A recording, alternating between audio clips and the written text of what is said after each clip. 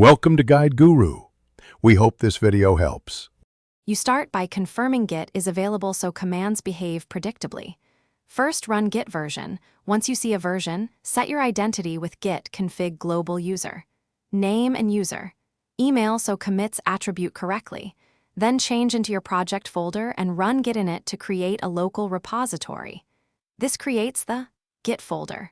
Once done, list files with ls or dir, so you can stage the first file and move straight into commit workflow without unnecessary delays. You now capture changes. Use git add file or git add to stage exactly what you want tracked. Staging is a deliberate step so commits stay focused. Next, run git commit m with a concise message that explains why the change exists. This creates a snapshot. For parallel work, create a branch with git checkout be feature branch to isolate changes. Branches let you experiment safely.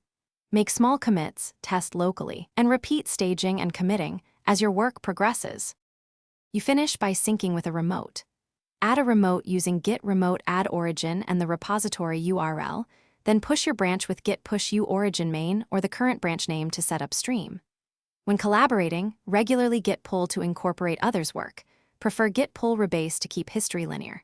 If you get conflicts, open the files, resolve markers, git add the resolved files, then git rebase continue or git commit and git push. If push fails, verify remote and branch names and network access. Thanks for watching. Consider subscribing if we helped you today.